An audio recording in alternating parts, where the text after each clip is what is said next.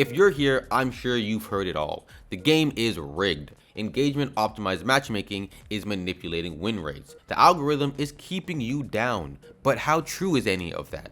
Well, that's exactly what I set out to get to the bottom of in this video. Primarily online, the two major pieces of evidence I typically see for the rigged matchmaking allegations are largely anecdotal and speculative. The anecdotal evidence are the countless number of people who claim that when they have 2 losses in ranked matches, they exit out of the game for several hours, and when they come back online, they begin having wins. This has led to an overall idea that you can train the matchmaking algorithm or AI to give you favorable matches by showing it you won't stick around for consecutive losses. The speculative evidence comes from a research paper or papers published by NetEase that goes into extensive detail on engagement optimized matchmaking, or EOMM for short. The TLDR on EOMM is that there is an algorithm working behind the scenes to manipulate matchmaking to keep players engaged with the game for as long as possible. What this looks like in practice is that the algorithm will determine how many wins or losses a player can handle before they turn off the game. This is known as churn, or a churn rate. The algorithm uses these calculations to give players more or less favorable matches by placing them on teams with players lower or higher than their perceived skill level, and thus you have matches where one team gets utterly steamrolled while the other comes out looking like unstoppable gods among children. These two pieces of evidence are commonly used to affirm the existence of a rigged matchmaking system. However, I have some slight doubts about how rigged the system really is. At face value, of course, it makes sense that NetEase would want its players to be engaged with their game for as long as possible. That I'm not even arguing against. What I am a little skeptical of is this perceived idea that the algorithm is actively working to keep players down and how aggressive it actually is at doing this. So I decided to do some of my own testing. Before we get into this feature-length video, if you enjoy it, make sure to slap that like. If you do not, then by all means drop a dislike, but you have to comment to let me know why you hate me, and if you really like the video, then go ahead and subscribe, because your boy's trying to get monetized in big 2025. Now with that said, let's go ahead and dive on into this video. The key things I want to test and experiment with this video are: 1. Does logging off after 2 to 3 losses and logging back in after several hours affect your win rate? 2. Does personal skill actually matter in climbing, and how much can an individual carry a bad team? 3. Does keeping yourself accountable instead of blaming a rigged system lead to future successes? For example, watching back your replays of lost matches and trying to correct any bad behavior you may notice yourself committing. And finally, number 4, does the time of day and or date play a factor in the quality of matches and your teammates? And so here's the game plan for this experiment. I have created 2 alt accounts, Null Arcade and EOMM. On Null Arcade, I will only be playing heroes I'm fairly okay with but wouldn't consider my mains. These will be things like Psylocke, Wolverine, and Storm. Heroes I have only really played in quick play. In addition to this, I will not be watching back any of my lost game replays while playing on Null Arcade. On EOMM, I will only play heroes I main, so that's going to be Penny Parker and Invisible Woman, possibly Thor, as I can do pretty well with him on the right team comp. For context, I have about 35 hours on Penny on my main account and at least 10 or so hours on Invisible Woman. With EOMM, I will be going back and watching my lost match replays to try and see if I can figure out where we went wrong as a team and or where I went wrong as a player, and I will try to adjust my behavior for future matches in an attempt to actually grow and get better. Editing Jamal here. I am adding Emma Frost to the list of mains because I'm good enough with her that I could probably use her and, you know, be an MVP in a match of some kind. So she's getting added to the list of my mains for this challenge going forward. I will then be giving each method of algorithmic hack about 3 days worth of testing time. Here are the methods I will be testing, the estimated dates I will be testing them, and the logic behind each method. Editing Jamal, back again. Hey, hi, so soon, yeah. Testing spanned a lot longer than I intended due to, you know, life stuff, and I kind of wanted more data when I was actually doing the experiment, so I ended up doing a lot more than just 3 days worth of testing, which you're gonna see as we get into the rest of this video. Back to Pass Me. The first method will be to hop off the game after losing 2 matches. The logic here is that I will be training the game's EOMM algorithm to only give me games with a high chance of winning and signaling to it that I will not stay around for multiple consecutive bad loss games. The second method will be to play at or around the exact same times every day. The logic being that I will be playing when I'm at optimal conditions to play, so not tired or stressed, and to try playing with generally the same pool of players. The third one, which I think has absolutely no merit, but I will test just for the sake of science and to see if I'm wrong, is to hop off ranked play after losing 2 matches, but instead of getting off the game, I will jump into a quick play match, then back onto ranked. The logic here is, I guess, kind of just a vibes check. I assume people think hopping into quick play will calm your nerves and or reset your ranked matchmaking algorithm, and so I'm going to set out to test this theory that I don't really think has too much merit to it, to be honest. Now, throughout the entire span of this experiment, I will inadvertently be testing my theory of whether your personal skill and motivation to improve has an actual impact on your win rate, because on the EOMM account, I will be playing heroes I have a high skill with and trying to actively improve, while on Null Arcade, I will not be playing heroes I have a high skill level with and will not be trying to actively improve. Now finally, and sorry for the long intro, please bear with me, before we dive into the experiment, a couple things to keep in mind for Season 2. NetEase has also made changes to how the game decides how many points you win or lose after losses and victories. This means they may have also changed something in the matchmaking algorithm, and we'll never really know what that change is and how it has affected games going forward between Season 1 and Season 2.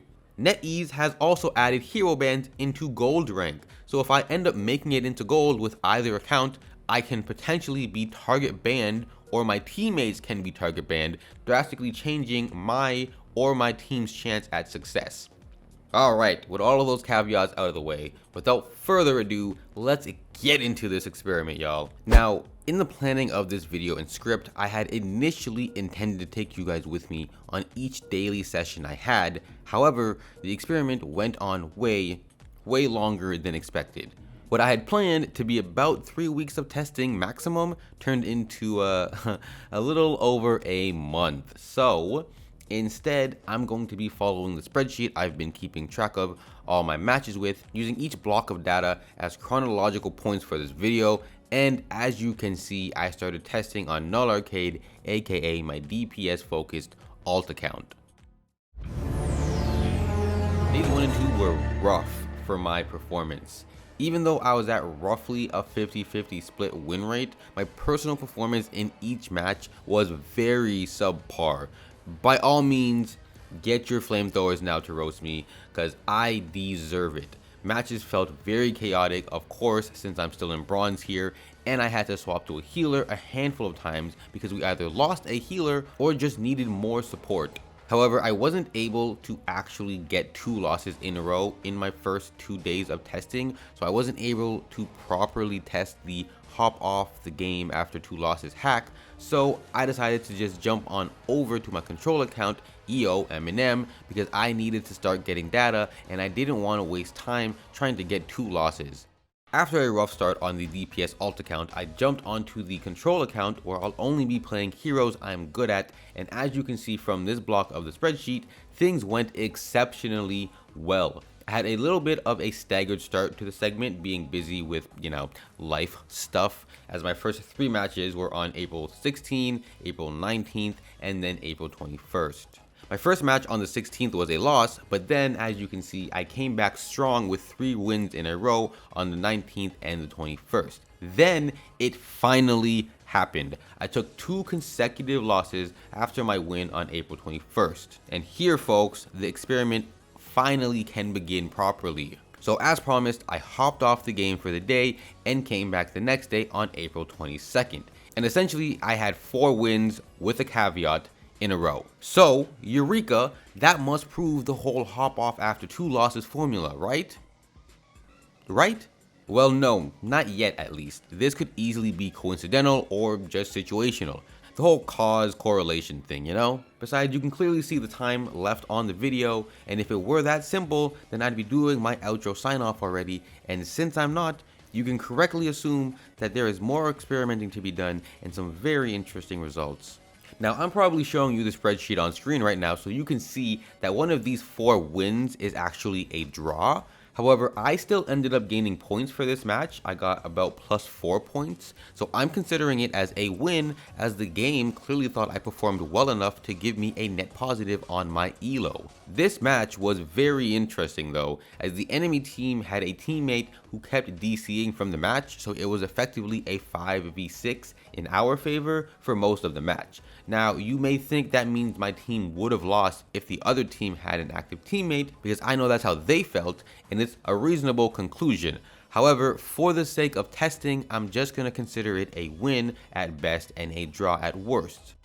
Alright, so a few days have passed between my last game on April 22nd, and like Jeff Goldblum says in Jurassic Park, life finds a way to get in the way. Responsible adulting aside, my next block of data starts on April 28th with Null Arcade, and y'all, if my first segment with Null Arcade was bad, this next chunk is going to make that one look like top 500 play.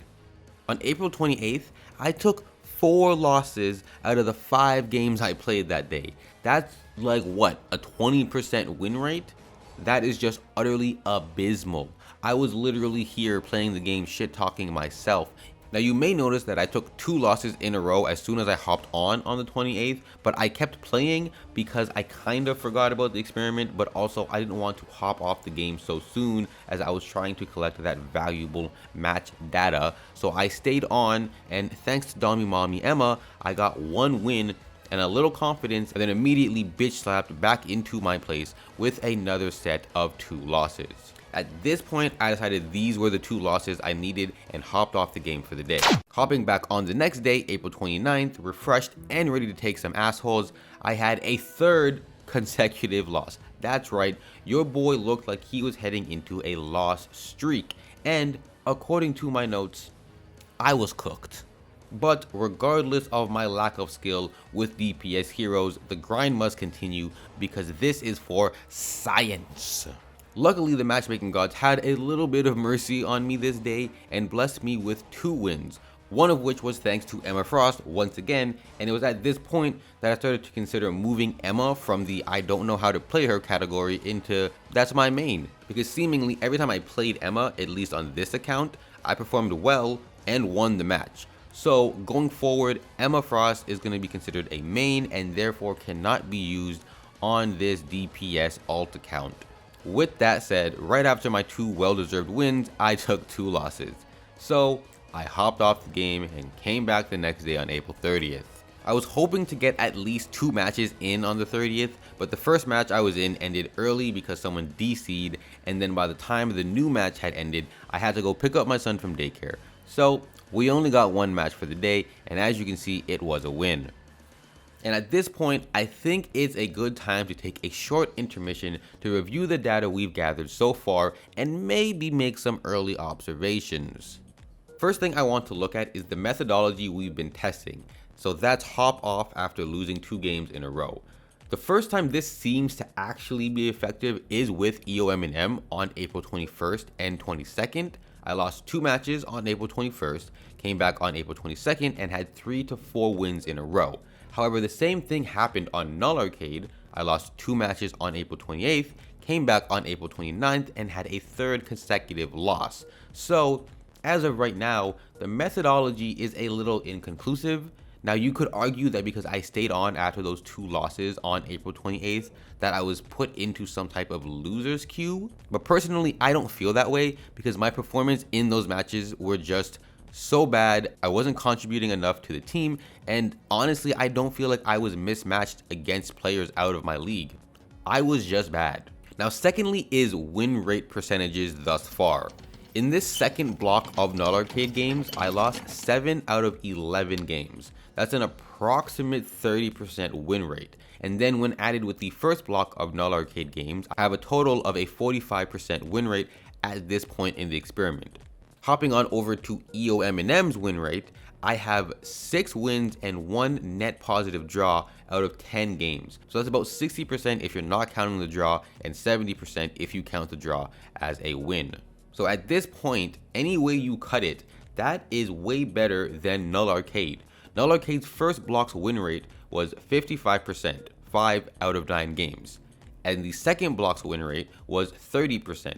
And even though Null Arcade's 55% versus EOMM's 60% is only a 5% difference, the feeling of the games were polar opposites. Null Arcade felt like a drag. It felt like, ah shit, here we go again. Whereas EOMM was fun, it was engaging and kept me wanting to play because I felt valuable to my team. Now of course I did have the 1 or 2 game on EOMM where we got utterly stomped, but besides that, the majority of my games and time spent on EOMM, I would say, was way more enjoyable than playing on Null Arcade, the account where I'm playing heroes that I'm not as confident with or just not as good with. Also, just look at these 2 blocks. Visually, they tell 2 very different stories even though they're only 5% apart at the least, 15% at the most. So yeah, as of right now, I have some thoughts and opinions as to what the major issues are with the ranked system, but you're gonna have to stick around to the end to hear those. So continuing with the experiment, on May 1st, I was only able to get in 2 games on EOMM before having to go pick up Mini Jamal from daycare. The first game was a win and the second was a loss, so I broke even. However, if we add these games to EOMM's total record, I had 5 consecutive wins in a row before taking a single loss, which I would say is pretty darn good. Now, this may be an issue for some of you watching, but at this point, I decided to switch my methodologies. My 2 main reasons are because 1, like I just discussed, hopping off after 2 losses doesn't seem to have any conclusive effect on your win rate, and 2, the clock is ticking on this first half of the season, and I've been neglecting my main account for this experiment, which means I'm only at Silver 2 over on the main account, and I gotta hit at least Gold before Season 2.5 so I can get that free skin. Kicking off the new methodology, we will be testing my personal method of playing at or around the same time every day, which I have decided to be about 3 to 6 p.m. EST. I usually get home from work between 3:30 and 4 p.m. and I have to go pick up my son at 5:30 p.m. I then don't really have a good chance to play the game until he goes to bed at around 8 p.m. However, by that time, I'm usually tired and just not mentally alert enough for something like Rivals, so I usually try not to play late on weekdays when I have to pick up my son and have him for the evening. I also live pretty far east. I think there's like only one time zone more east than I am in North America, so anyone playing in the North American servers are likely at least an hour or so behind me, meaning 3 to 6 p.m. for me is like 1 to 4 p.m. for a lot of others in North America. Now this ass backwards logic leads me to believe that there will be less teens and youngins mucking up the servers with immature playstyles and attitudes. And so with that explained, let's go ahead and jump into the second half of the experiment and this video. Again, we start testing with the Null Arcade with this 3rd block of data ranging from May 5th to May 6th. I decided that I'm not getting very good value out of using Psylocke, so my go-to DPS for now is going to be Storm, and if I have to go support, it'll be Luna or Mantis. The 3rd Null Arcade block was very interesting. I had a 50% win rate, so on par with the first block of matches, but I was performing way better. Mind you, I'm using a very different DPS hero who is also kind of broken if you know how to use her. Her whole kit screams, keep me close to the ground where my allies are so I can buff them and debuff my enemies while also shooting through any groups of enemies that are across the map.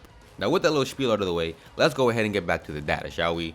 Now for this block of data, I was running a 50% win rate, which would have been 66%, except the last match of the day I had our tank go AFK for a whole half a round, just sitting in spawn like a dodo, leaving us to fight 5v6. Before that though, the match was actually going in our favor, so frustratingly, I won 3 out of 6 matches for this block, which should have been 4 if circumstances out of my control didn't happen. I ended this testing block with Null Arcade early because I realized I have way more data for Null Arcade than I do for EOMM, so I decided I'm going to try and even the amount of data points I have between the 2 accounts to have a better comparison by the end of this whole experiment.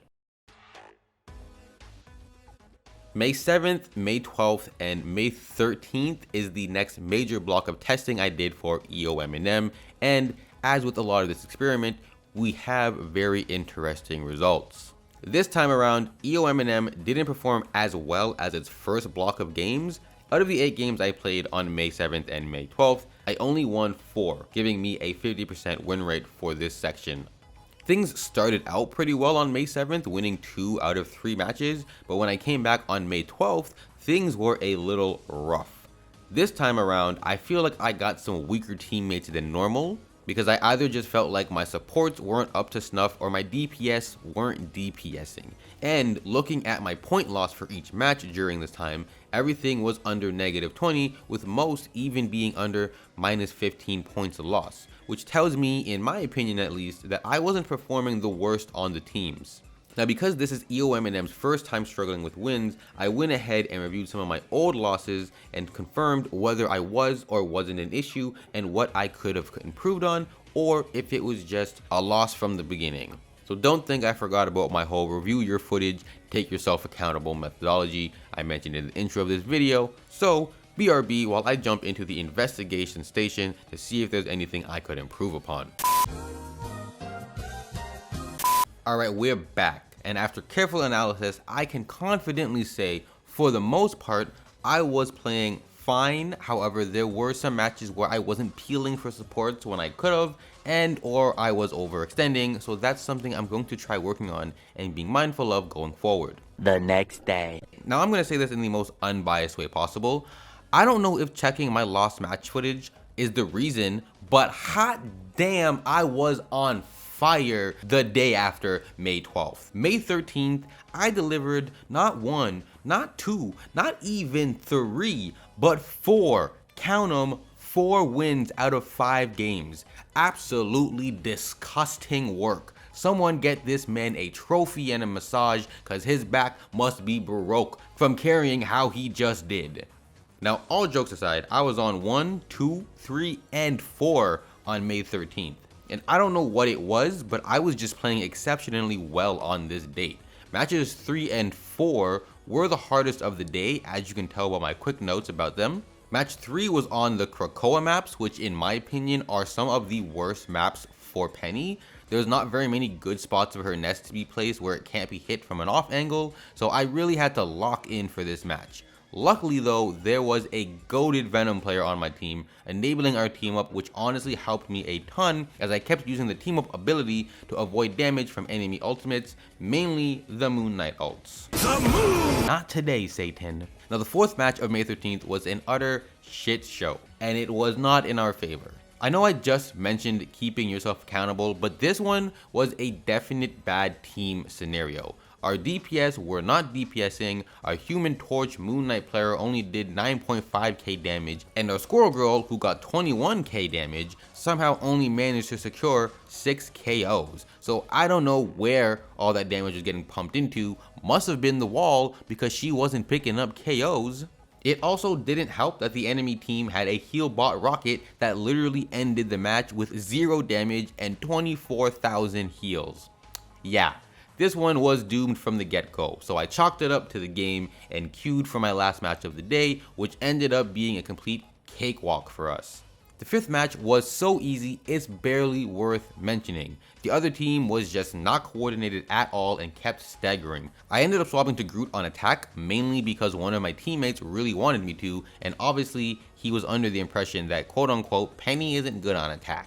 So I swapped because even though I wouldn't consider Groot one of my mains, the enemy team was just so bad that I probably could have stood and spawned the entire match and still won.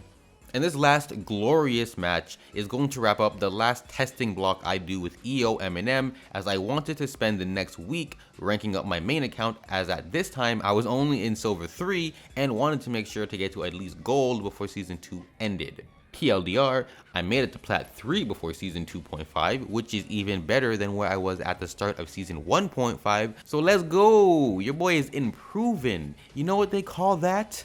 Growth. Now on May 20th, I got one last little block of data for Null Arcade, as I wanted to get a few more play at the same time games for this account, and y'all, it was bad. It was so bad. I ended the day with a 20% win rate, winning 1 game out of 5. It was almost the complete inverse of my EOMM session just a week before. I don't know what it was, but I was just so off my game this day. And I'm already using heroes I'm not that strong with, so having a bad day on heroes you don't main is like playing the game blindfolded with one hand.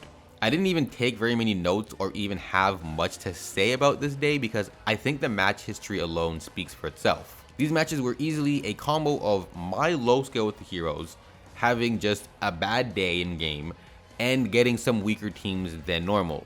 Sometimes it was definitely my fault for being the weakest link on the team, and I would try to either adjust my playstyle or swap characters to flex roles. Like as you can see, I played Captain America, and I played Thor, which I don't normally play either of these heroes, but we needed a tank, and we needed someone who could disrupt their backline. I tried that, it was just not going well for me. And other times, my team just was not playing together. For example, my first 2 matches, I played like utter shit, and so did my team, so we ended up getting stomped. The 3rd match, I can't even lie, our Iron Man carried us, but this team overall was better than my first 2. And then in my last 2 matches of the day, I was putting up some decent numbers, but the other team was just outright better than us. Now I know I said I wanted to test another methodology, the one where you play quick play after 2 losses and then go back to competitive, but I honestly don't think it has any merit, and after all the testing I've already done, I don't think it's going to give me any more data than I already need. I've also been working on this video since April, it is now June, and so for the sake of getting this video done and being able to play Marvel Rivals normally again, I decided we have more than enough data here. So with all that said, let's finally get to the numbers and my concluding thoughts. I'm going to break this up and examine the numbers in a couple of ways. First, I'm going to look at the methodology used and whether or not I feel like it has an effect on your win rate. Then I'm going to look at each account's win rate using each methodology. Then I'll look at their total win rate from the entire experiment. Then finally, what rank I ended up in for each account. I will of course be comparing both accounts to each other all along the way. First things first, do any of these methods even work? I had my first 2 losses in a row on April 21st with EOMM. I logged off for the day, came back the next day on April 22nd, and proceeded to have 3 wins and 1 positive ELO draw. I had my next set of 2 losses on April 28th with Null Arcade, and when I came back on April 29th, I had a 3rd loss. Now, you could argue that I messed up on this date because I stayed on after losing my first 2 games, so that hypothetically could have quote-unquote trained the algorithm against me, but in the sake of gathering more data on this day, I didn't want to end the day's testing so early. So make of that as you will and form your own opinions there. However, continuing from my 3rd consecutive loss that happened on April 29th, I had a win and 2 more losses, so I hopped off for the day. When I came back on May 30th, I had a win, but I also didn't have time for more than 1 game that day. Hashtag life of a gamer dad.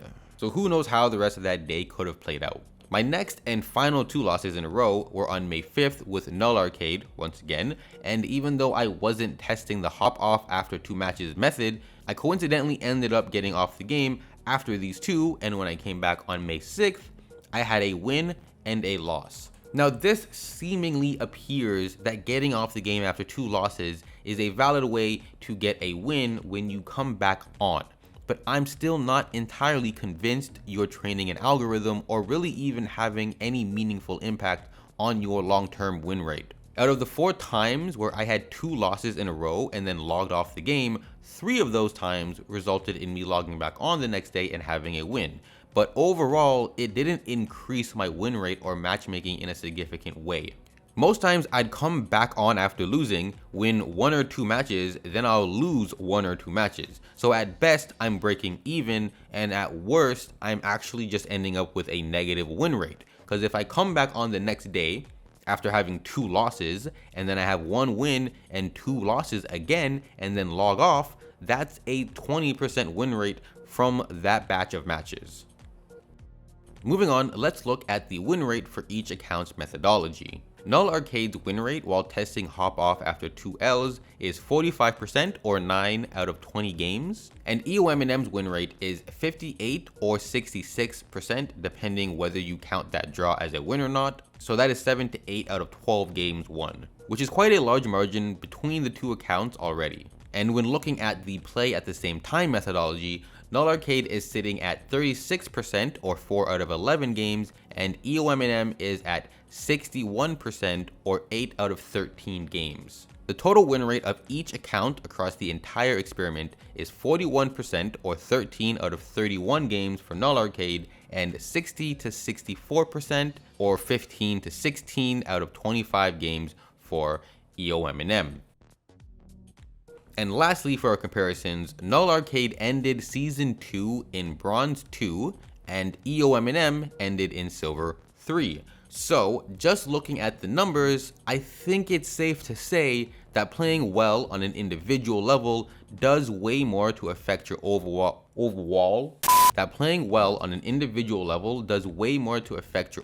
win rate. Why the fuck can't I speak?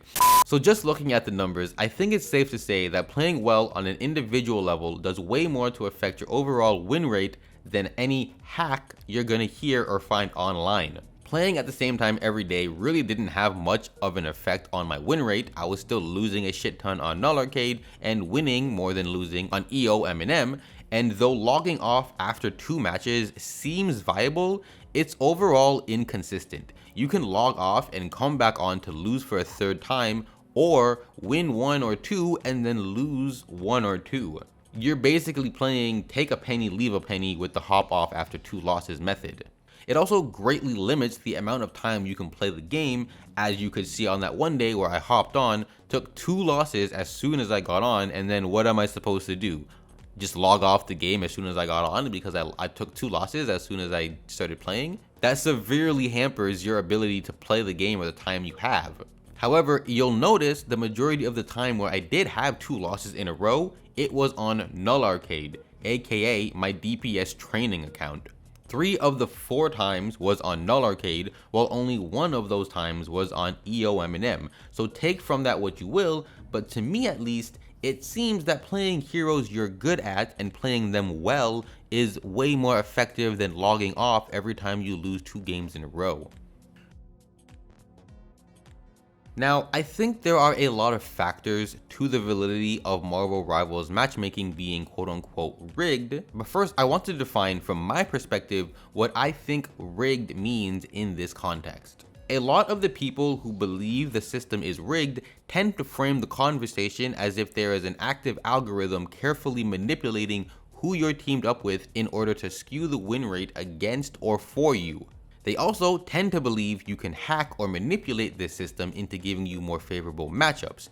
That is what I take it to mean when someone says Marvel Rivals matchmaking is rigged, or even when people mention things like losers queue, or unironically say EOMM is the reason they can't win games or climb out of the rank they're currently in. And I think this mentality is part of what's hurting the game. If a large portion of the players think that the game is rigged against them from the start and blame the majority of their losses on their teammates or the matchmaking, then what incentive do they have to look at themselves and think maybe they just need to improve? For example, my last loss on EOMM, that match on May 13th where we got utterly dog-walked, at the end of the match, our score girl let out some type of remark about how they were the only ones doing any DPS. I'm fucking baffled. I feel like we did, other than me, that we did no fucking DPS there.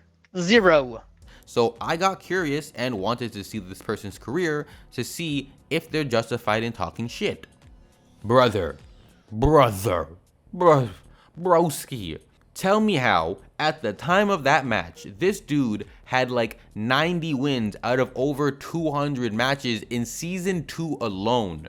Mind you, during the match, this guy kept saying we need to take out the Human Torch. We gotta kill a fucking flame guy, goddamn. While playing one of our 2 DPS. That's your job, bruh. I'm on the front lines tanking. I can't have my head in the clouds shooting at the flaming man and hold space while the enemy front line is pummeling into my face. That entire match, The enemy torch didn't die once because neither of our DPSs never made a real effort to try and take him out. Why do we keep trying to go up the middle? Why do we not do anything? Going a different way, killing a healer, a flyer, I don't know, not just the tank.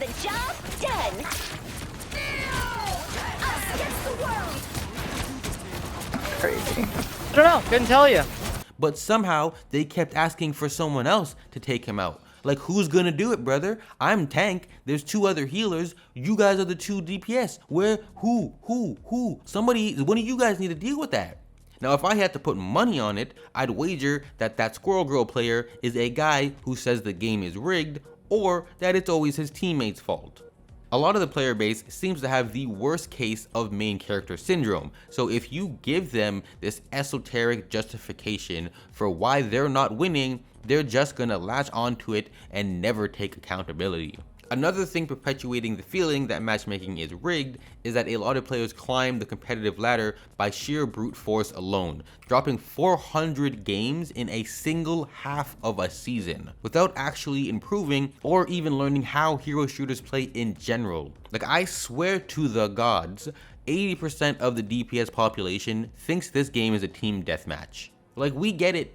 You can drop 30,000 damage in a single match, but does any of that matter if you're never playing on the objective? The brute forcing into higher ranks creates a disparity in skill and knowledge between the people in the same rank, therefore making people think the system is rigged, because how can I have a match where everyone on my team knows their roles, what to do, and how to do it, and then just one match later, I have people that try to 1v6 the whole enemy team because they're on Hulk and seriously think that they're built like that. Really learning the hero or heroes you want to main in competitive and their meta is crucial to you and your team's success. Good positioning, when to pull and push, target priority, staying alive, etc., are the most important things to learn in a hero shooter more than any number on a scoreboard. I've had matches where my team is getting utterly stomped in KOs, but we've won the match because we played to the objective and we always played as a team. Something else I don't think gets talked about that could be negatively impacting your games is stacking. Now in Season 2, I believe you can't stack more than 2 players above GM, but before that you could have a 6 stack all the way up to top 500. And when you stack, the matchmaking algorithm is prioritizing matches with other equal sized stacks. So if you're a really good player, stacking with a friend who's not as good of a player, you guys are more likely to run into other stacks of the same size but may not always be of the same skill level. And sometimes these stacked lobbies are pretty easy to spot. For example, I've had matches in Silver 2 where there's a random Gold 2 or 1 player just randomly in the lobby while everyone else is Silver. Then, lo and behold, you go to check the Gold player's match history and they clearly stacked with one of the Silver players because they have a bunch of matches with that one player. This, in my opinion, is a twofold problem. First, this will usually boost one or more of the stacked players, as this is a trend people who are high ranked do to play with their lower ranked friends. The second issue here is that this potentially gives one team an advantage over the other, as one stack may be 2 legit Silver players while the opposing stack is rank-wise Silver and Gold, but the Gold player is a Smurf with a GM or higher skill level. Now there's not much you can really do about this. People are going to want to play with their friends, and I don't think they should be penalized for being more skilled than their friends. But this is just another nail in the coffin of potential reasons why ranked matches feel rigged and inconsistent, especially for solo players, because if we're not stacking, we are still going to get put into a lobby with stacks. So if I get put into a lobby with stacks and there's a 3 stack on my team who's not that good and there's a 3 stack on the other team who is better, that's instantly 3 people on my side that are doing nothing and 3 people on the other side who are a well-organized machine. I think, especially if you're going to solo queue, you need to really work on always improving your gameplay, your mechanics, and your overall game sense. Find a few heroes from each class you like and are good with, and focus on learning the hell out of them. And of course, find 1 or 2 to main. Keep yourself accountable, watch replays of your losses, and watch videos of the best and worst players who play the same hero as you, because it will really help open your eyes to mistakes you make and things that you can do better. Now to wrap up this long mofo of a video, I briefly want to mention the EOMM research paper that NetEase put out because I know people are typing up a comment about it as I speak. So if you don't know, NetEase put out a research paper basically going over how best to optimize their games to maximize player engagement. It's always used by people who believe matchmaking is rigged as undeniable proof of the game's riggedness. I will link to it down below if anyone wants to read it for themselves. I, however, will not bother to read it because it's an 11-page document full of technical jargon and esoteric equations based on figuring out how best to optimize a matchmaking system to increase engagement while also maximizing player fun, and I can guarantee 99% of it will go over my head. But I want to bring it up because one, I didn't want it to seem like I was purposely obscuring the existence of this paper, and two, I think people are interpreting its information incorrectly. For example, everyone uses it as proof that the matchmaking system is rigged. However, I found this Reddit post when I was looking for a link to the paper, which reads, LMAO! People who keep referencing that EOMM paper by NetEase didn't even bother to read it. Here are some excerpts, LMAO. The player utility refers to a quantitative measure of a player's satisfaction gained from a match. For example, the reverse of churn risk for this player after a certain match. This requires the matchmaking system to pick right teammates and good opponents for as many players as possible. Opt-match-net model is to predict the utility of the match M, defined as 1. Work like computed utility UM by predicting the utility of every player UMI in the match 1 by 1. In our work, we simplify the computation by adopting the assumption that fair games lead to better player experience. The matches assigned by opt-match have generally smaller score difference, which refer to fairer games and better match quality, with the original matchmaking system yielding matches with an average absolute score difference of 10.108 and an average relative score difference of 0.370. Opt-match yields these indexes of 6.123 and 0.203. Giving an improvement of around 40%.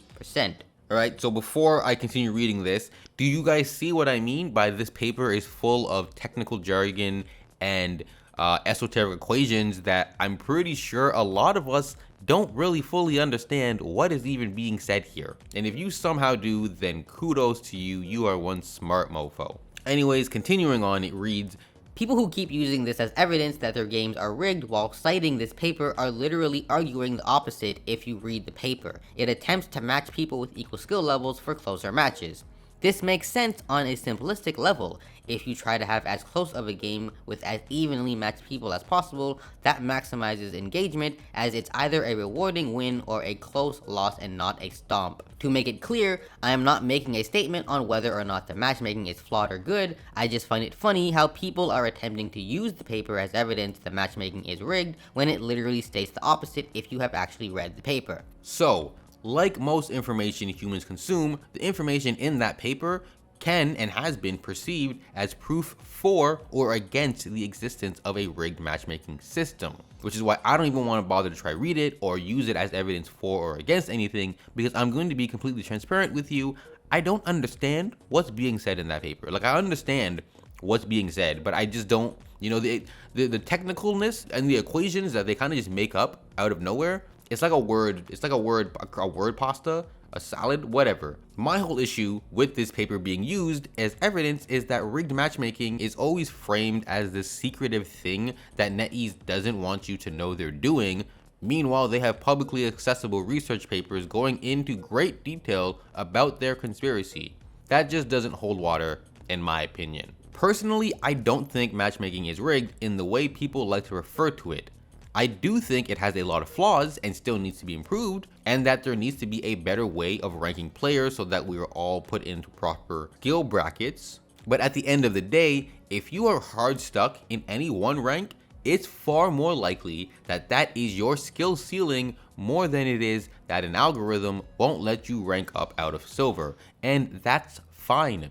We can't all be top 500 or even GM players, but if that's something you want, you can work towards getting better and making it there one day. My goal for season 1 was to make it to platinum, and I ended the season in plat 3. My goal for this season is to make it to Diamond, and I'm currently at Plat 3 with about a 6 or 7 win streak, and I just need one more win to go up to Plat 2. And I got to Platinum this season faster than I did last season, so in my opinion, I've clearly improved because I'm constantly working at being a better player all around. And I say all of this as someone who most likely has a lot more in common with all of you watching right now than with any Celestial or top 500 player. I don't play Marvel Rivals full time, I only solo queue, I have a new toddler who happens to be my first child, a 9 to 5 full-time job, and an active life outside of gaming. But I make conscious choices to always try improving, and my progress throughout Rivals seems to suggest that I am getting better every season. Anyways, y'all, that's gonna do it for this one. This video was hella long. This third part recording is 45 minutes right now, and I think I still have 2 other parts before this that are like 20 minutes each, so I don't know how long this video is gonna be, but if you guys are still here, thank you so much for watching this long mess of a video. It's been a minute since I dropped a big old dookie like this one on my channel, so if you enjoyed, please slap that like button. If you didn't, your hate knows no bounds, making it this far into a video you don't like, and so you can slap that dislike button all you want. In fact, slap it 5 times if you want, but you gotta write me a hate essay in the comments because I gotta know who makes it this far into a video they don't like. And if you really like the video and you're still here, why haven't you subscribed yet? Not even my mother watches my videos this long, y'all. Go ahead and hit that subscribe button, and until next time, I'll catch y'all later.